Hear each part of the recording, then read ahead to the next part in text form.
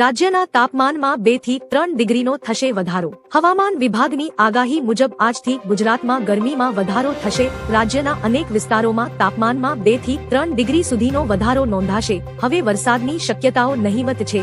Western disturbance સક્રિય હોવાથી વાતાવરણ ધૂંધળું રહી શકે છે। અમદાવાદ સહિતના વિસ્તારોમાં વાદળછાયું વાતાવરણ રહેવાની શક્યતા છે। એક સપ્તાહ બાદ વાતાવરણ પલટાશે અને ગરમીમાં ફરી રાહત મળશે। 4000 માં સિલિન્ડરની કાળાબજારી। એલપીજી કટોકટી વચ્ચે સિલિન્ડરનું કાળાબજાર વધ્યું છે। આશરે 20% પરિવારો કાળાબજારમાં સિલિન્ડર ખરીદવા મજબૂર છે। તેમને એક ઘરેલું સિલિન્ડર માટે 4000 સુધી ચૂકવવા પડી રહ્યા છે। ભારતીય સર્વેક્ષણ અને સંશોધન પેઢી લોકલ સર્કલના અહેવાલ મુજબ કાળાબજારમાં સિલિન્ડર ખરીદનારા લોકોની સંખ્યામાં ગયા અઠવાડિયાની સરખામણીમાં 6%નો વધારો થયો છે। આ અઠવાડિયે 68% લોકોએ ગેસ ડિલિવરીમાં વિલંબનો સામનો કરવો પડ્યો હતો। માવઠાથી નુકસાન અંગે રાજ્ય સરકારનો મોટો નિર્ણય। કેબિનેટ મંત્રી કુંવરજી બાવળિયાએ કહ્યું, છેલ્લા 2 દિવસમાં રાજ્યના વિવિધ ભાગોમાં પડેલા કમોસમી વરસાદ માવઠાને કારણે ખેતીના પાકોને થયેલા વ્યાપક નુકસાન અંગે સરકારે ગંભીર નોંધ લીધી છે। મંત્રીએ જણાવ્યું કે માવઠાથી પ્રભાવિત ખેડૂતોને મદદ કરવા સરકારનું મન ખુલ્લું છે। વહીવટી તંત્ર દ્વારા નુકસાનના આકલન માટે તમામ જરૂરી કાર્યવાહી તાત્કાલિક હાથ ધરવામાં આવશે। એલપીજી ગેસને લઈને મોટા સમાચાર। મિડલ ઈસ્ટમાં ચાલી રહેલા યુદ્ધે ભારતમાં એલપીજી ગેસ સિલિન્ડરોને લઈને ગભરાટ ફેલાવ્યો છે। આ દરમિયાન એક સારા સમાચાર છે। વધુ એક ભારતીય એલપીજી ટેન્કર સુરક્ષિત રીતે હોર્મુઝ સ્ટ્રેટ પાર કરી ગયું છે। ઈરાની નૌકાદળે ભારતીય એલપીજી ટેન્કરને હોર્મુઝ સ્ટ્રેટમાંથી સુરક્ષિત રીતે પસાર થવામાં મદદ કરી। આ જહાજ ટૂંક સમયમાં ભારતીય બંદરમાં પ્રવેશ કરશે। આ સાથે જ યુએસથી એલપીજી ગેસ વહન કરતું એક જહાજ મેંગલુરુ પહોંચ્યું છે।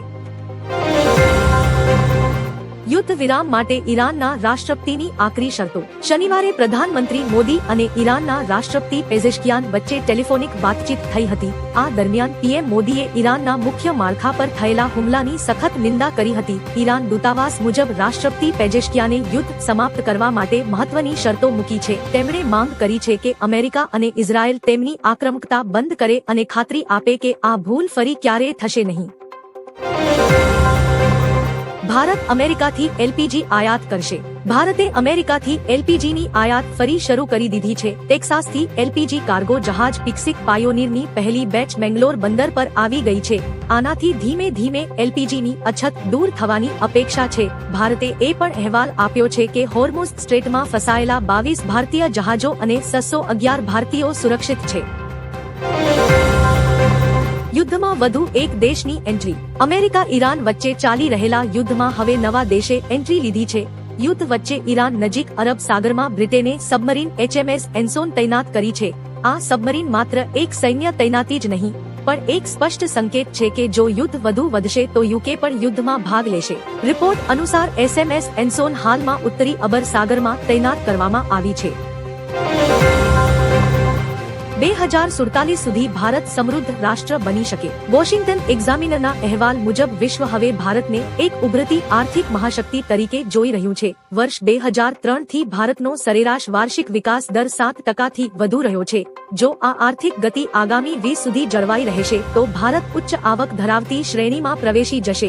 વર્ષ 2047માં જ્યારે ભારત તેની સ્વતંત્રતાની 100 મીટર વર્ષગાંઠ ઉજવશે ત્યારે તે એક સંપૂર્ણ સમૃદ્ધ અને વિકસિત રાષ્ટ્ર બની શકે છે। યુએસએ ઈરાનને નકશા પરથી હટાવી દીધું। યુએસ રાષ્ટ્રપતિ ડોનાલ્ડ ટ્રમ્પે ટ્રુથ સોશિયલ પર એક વિવાદાસ્પદ પોસ્ટ દ્વારા ઈરાન સામે મોટી જીતનો દાવો કર્યો। તેમણે જણાવ્યું કે યુએસએ ઈરાનને નકશા પરથી ભૂંસી નાખ્યું છે અને તેમની નૌસેના તથા વાયુસેના હવે નિષ્ક્રિય થઈ ગઈ છે। ટ્રમ્પે વિશ્લેષક ડેવિડ સેંગર અને ન્યૂયોર્ક ટાઈમ્સની ટીકા કરતા કહ્યું કે અમે નિર્ધારિત સમય કરતા 2 અઠવાડિયા વહેલા તમામ લક્ષ્યો પ્રાપ્ત કર્યા છે। પાકિસ્તાનની ભારતની ધમકી। મધ્ય પૂર્વમાં ચાલી રહેલા સંઘર્ષ વચ્ચે પાકિસ્તાનના ભૂતપૂર્વ હાઈ કમિશનર અબ્દુલ બાસિતે ભારત સામે પોલાણવાળી ધમકી આપી છે। એક કાલ્પનિક પરિસ્થિતિનો ઉલ્લેખ કરતા તેમણે કહ્યું, કલ્પના કરો કે જો અમેરિકા પાકિસ્તાન પર હુમલો કરે તો તે સ્થિતિમાં પાકિસ્તાને મુંબઈ અને દિલ્હી જેવા ભારતીય શહેરો પર બોમ્બ ફેંકી દેવા જોઈએ। ભારત ઈરાન પાસેથી તેલ ખરીદશે. અમેરિકાએ ઈરાન પરના તેલ પ્રતિબંધોમાં અસ્થાયી છૂટછાટ આપતા ભારત અને એશિયાના દેશોની રિફાઇનરીઓએ ફરી ઈરાની તેલ ખરીદવાની તૈયારી કરી છે. અમેરિકી ટ્રેઝરીએ શુક્રવારે 30 દિવસ માટે વિશેષ છૂટ આપી છે. આ અંતર્ગત 20 માર્ચ સુધીમાં લોડ થયેલા તેલના જહાજોને મંજૂરી મળી છે, જેમને 19 એપ્રિલ સુધીમાં અનલોડ કરવાના રહેશે.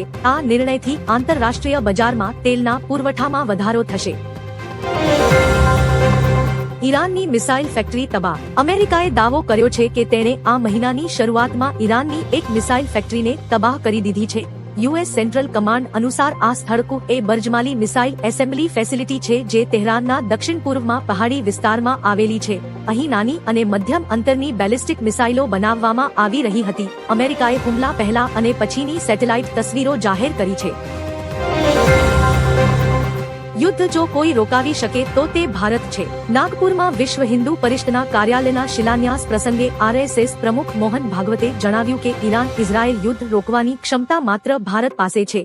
દુનિયા સ્વાર્થ અને વર્ચસ્વની લાલસામાં ડૂબેલી છે, જ્યારે ભારત સનાતન સંસ્કૃતિ અને માનવતાના માર્ગે ચાલે છે. વિશ્વ હવે શાંતિ માટે ભારત તરફ આશાભરી નજરે જોઈ રહ્યું છે, કારણ કે આપણે સર્વાઇવલ ઓફ ધ ફિટેસ્ટ નહીં પણ બંધુભાવમાં માનીએ છીએ. ભારત અને ચીન વચ્ચે સીધી ફ્લાઇટ ઉડશે. ચીની દૂતાવાસના પ્રવક્તા યુ જિંગે શનિવારે જાહેરાત કરી છે કે એર ચાઇના બીજિંગ અને દિલ્હી વચ્ચે સીધી ફ્લાઇટ્સ ફરી શરૂ કરશે. કોવિડ-19 અને સરહદી તણાવને કારણે બંધ થયેલી આ સેવાઓ લગભગ 6 વર્ષ બાદ ફરી શરૂ થઈ રહી છે. અગાઉ 20 ઓક્ટોબર 1925માં ઇન્ડિગો અને 20 ફેબ્રુઆરી 1926 થી એર ઇન્ડિયાએ પણ સેવાઓ શરૂ કરી હતી. આ નવું પગલું એસસીઓ અને બ્રિક્સ જેવા મંચો પર સહયોગ વધારવા માટે મહત્વનું ગણાય છે.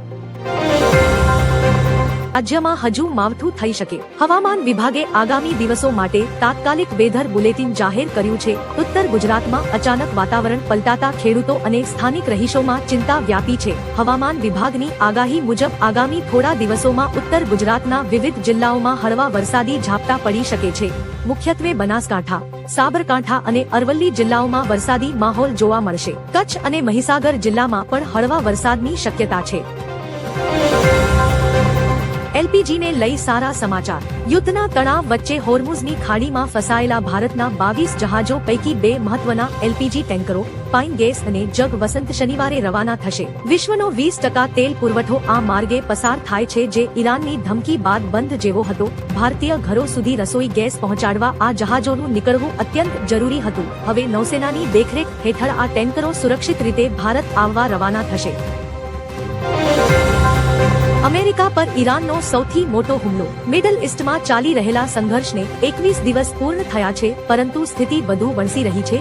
22મા દિવસે ઈરાને હિન્દ મહાસાગરમાં સ્થિત અમેરિકા બ્રિટિશ સંયુક્ત બેઝ ડિએગો ગાર્સિયા પર 2 લાંબા અંતરની બેલિસ્ટિક મિસાઇલો છોડી હતી. જો કે અમેરિકન યુદ્ધ જહાજની SM-3 ઇન્ટરસેપ્ટર મિસાઇલ દ્વારા એક મિસાઇલને હવામાં જ નષ્ટ કરવામાં આવી હતી, જ્યારે બીજી મિસાઇલ નિષ્ફળ રહી હતી.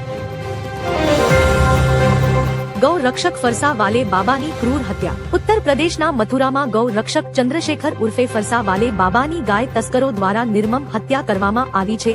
અહેવાલ મુજબ બાબા પોતાની બાઇક પર તસ્કરોનો પીછો કરી રહ્યા હતા, ત્યારે આરોપીઓએ તેમને પોતાના વાહનથી કચડી નાખ્યા હતા. આ ઘટનામાં બાબાનું ઘટના સ્થળે જ મૃત્યુ થયું હતું. હાલમાં પોલીસે એક આરોપીની ધરપકડ કરી છે, જ્યારે 3 લોકોની શોધખોળ શરૂ કરી છે. અંબાલાલની આગાહી. હવામાન નિષ્ણાંત દ્વારા વધુ એક આગાહી કરવામાં આવી છે.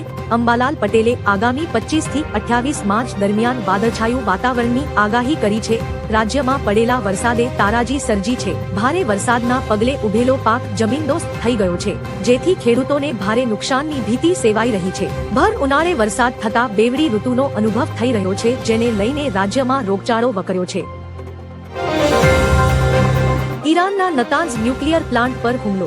ઈરાની મીડિયા અનુસાર આ તાજેતરના હુમલામાં નાતાન્ઝ સંવર્ધન સુવિધાને નિશાન બનાવવામાં આવી હતી. હુમલાની તીવ્રતા એટલી ગંભીર હતી કે તેના પડઘા દૂરના વિસ્તારોમાં સંભળાયા હતા. જો કે પ્રાથમિક તપાસ બાદ ઈરાની અધિકારીઓએ રાહતનો શ્વાસ લીધો છે, કારણ કે અત્યાર સુધી કોઈપણ કિરણોત્સર્ગી પદાર્થ રેડિયેશનના લીકેજની પુષ્ટિ થઈ નથી. ઇઝરાયેલે હુમલા પર જવાબ આપતા કહ્યું, આ હુમલો અમે નથી કર્યો. ભારતે તબીબી સહાય મોકલી. ભારત સરકારે પાકિસ્તાની હુમલામાં ઘાયલ થયેલા અફઘાન લોકો માટે તબીબી સહાય મોકલી છે. અફઘાનિસ્તાનને મોકલવામાં આવેલી આ તબીબી સહાયમાં 2.5 ટન દવાઓ અને તબીબી ઉપકરણોનો સમાવેશ થાય છે. આ માહિતી આપતા વિદેશ મંત્રાલયે જણાવ્યું હતું કે ભારત આ મુશ્કેલ સમયમાં અફઘાનિસ્તાનને આ તબીબી સહાય મોકલી રહ્યું છે. અમે 16 માર્ચે થયેલા પાકિસ્તાની હુમલાની નિંદા કરીએ છીએ.